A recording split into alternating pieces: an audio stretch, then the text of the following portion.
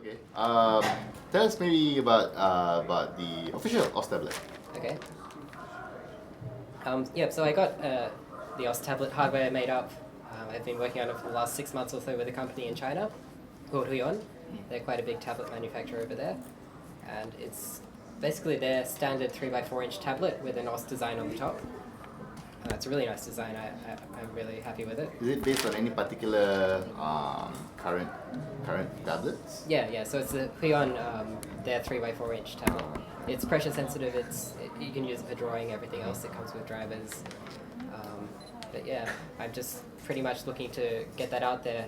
I think I've pretty much sold them all already. I had an order of 1,000 in to start with. I wasn't sure if they're going to sell this well, but the response has been crazy good. So I'm just trying to get more made at the moment. So a lot of people have been saying that playing with the tablet is actually a lot easier than playing with the mouse. Yeah. So I mean, how many percentage of the users are actually playing? I couldn't tell you off the top of my head. I think more or less. I mean, ballpark figure. How many percent? I honestly don't know. Is there a way for you to track them? Yeah, I have that tracked, so they can set on their profile which device they use, but I've never looked into it. It's an interesting one. I know I play with mouse. I can't do tablet. Oh, you play with the mouse. Yeah. Okay. On a related note, there was some talk about how in higher difficulty levels that some of the notes, when they overlap each other, they get really, really hard. So some of them were talking about opacity sliders. Has that ever been brought up before? Which sliders, sorry? And some kind of opacity adjustment for the notes, so that you can actually see that how many notes are actually sort of overlapping with each other. Well, to an extent, you can already skin that, so you can make a custom skin for the game where you can make the inside of the hit circles transparent if you want. As for sliders, you can also set the slider in the skin configuration file. You can actually change the slider opacity already. So if you wanted to, you can make everything transparent as it stands. I've tried to make everything customizable, so a lot of these customizations aren't really known by people because they're just hidden away in this configuration file, but they are there. Yeah. So OS is, for all intents and purposes, is open source. It's not open source. It's not. I would love to make it open source. Okay. I am working towards that. Okay. I guess the only reason it isn't is because I'm not really happy with the quality of the code to release it as an open source project at the moment. So I would need to do a lot of cleaning up and just making things correct. But I'm always reviewing my code and making it better. And bit by bit I am releasing it already as open source. So if you look on my GitHub page, you'll see there's a lot of OS components on there already. Yeah. Is there any baggage that comes with being open source? Well, I guess the obvious ones are that it makes it easier for people to hack the game. But it seems like people are having no trouble with that already. So I don't see a problem from that aspect. There's also the fact that people could release it as their own game, but I don't really mind if people do that. I mean, you're not actually selling the game, right? Well, yeah, and that you can copy the game and release it, but it doesn't have the community. I think the main thing that drives us is the community. That's right. So I do hope to release it as open source, maybe in the next couple of years or so, hopefully. Okay. What was the most challenging factor when you launched OSU? Did you readily get over the challenge or learn it and work it around it? When I initially launched it? Yes. Right back at the start? Okay, at the start it was probably servers, because I was running it from my home at that point. So it was just running from my basement on a little PC I had down there. And when it exploded, I released it in August of 2007, and about a week after I released it, joystick.com, one of the gaming sites, they picked up on it, so they wrote an article up, and the traffic just exploded. It was suddenly 10,000 times the users, and that was the hardest part at the start, was scaling to support that many users, and also just to take all their feedback, their technical support issues. Yeah. Okay. Can we know what kind of programming language did you use to make OSU? Yep, it's done in C#.net. So when I started, OSU was actually a project which I made to test out the XNA framework, which is a gaming framework released by Microsoft. Okay. Yeah, so that's pretty much how I started working on this game, was just testing that framework. So how many OS does it support? It runs on Windows mainly. There are OS X and Linux versions which do run. It takes a bit of setting up. Yeah, but I hope to improve that as we go. Also, there are Linux versions. There is, yeah. You can run it via Wine.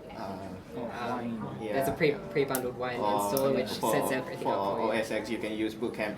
Yeah, or you can use Wine on OS X as a pre-bundle as well. It's pretty much just one click to run it, so yeah, it works. So, any plans to release it on Android?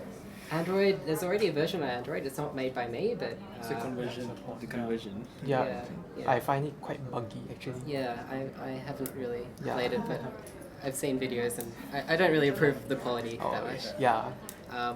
I would like to see Oz Stream, which is my iOS app, going to Android. Okay. I'm really proud of that app, I guess, because I made that from scratch and it's got all licensed music and everything was done from scratch. So I didn't use any of these existing codes. So I tidied up a lot of the stuff I wasn't happy with. And I pretty much have that running on Android, but I haven't released it because there's so many Android devices that it's really hard to support them all. So when I got it out to testers, half the people, it just wouldn't run on their devices. The best platform would be on Nexus.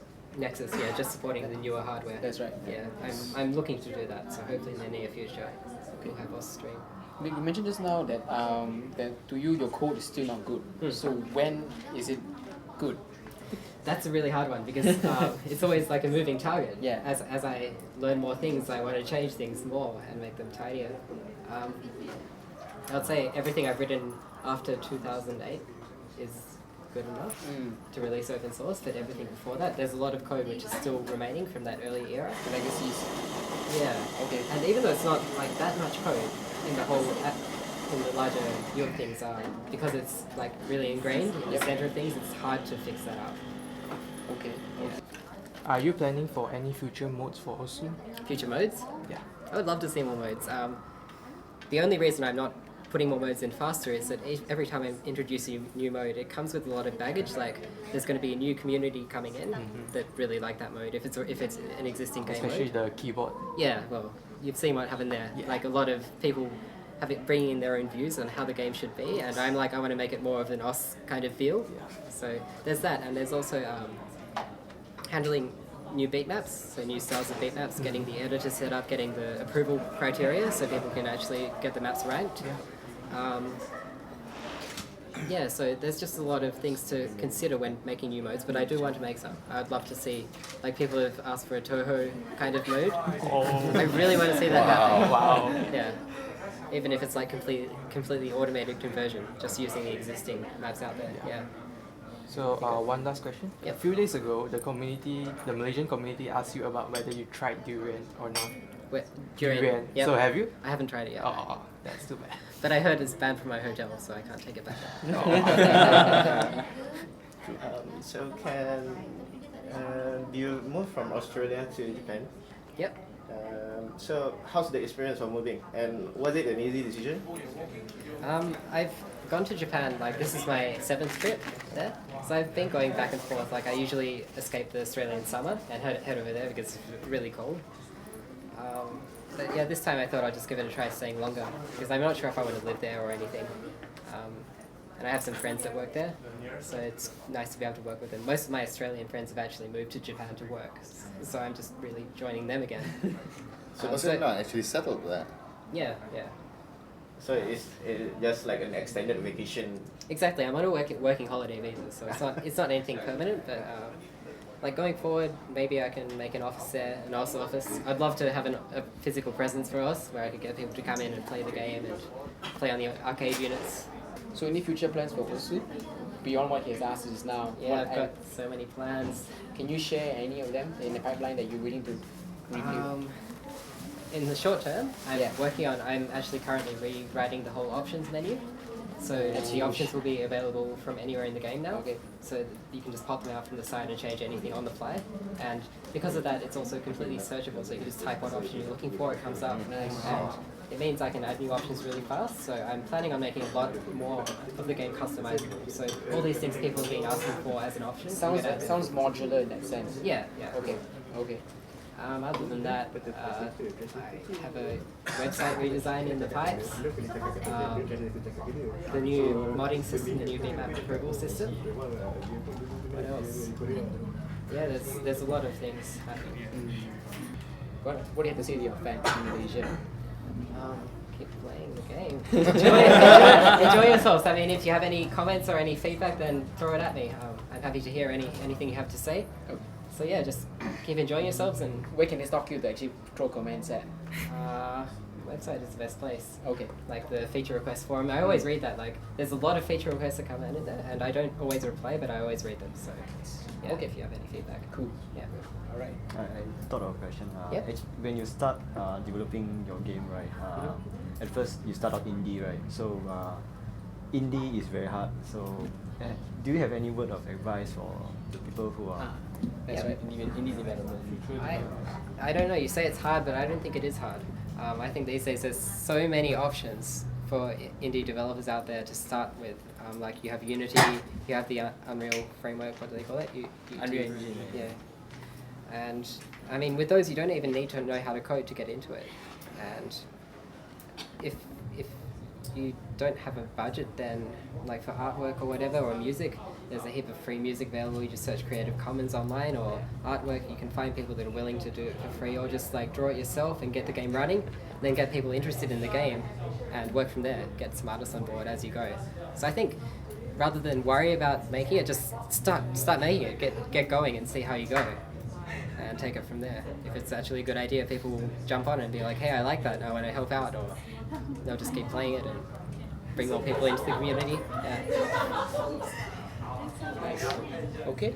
Yeah. Right. Thanks for your time. No worries, thanks a Yeah. lot. And we hope that you will enjoy more Malaysian spicy food. Yeah, I'm looking forward to it.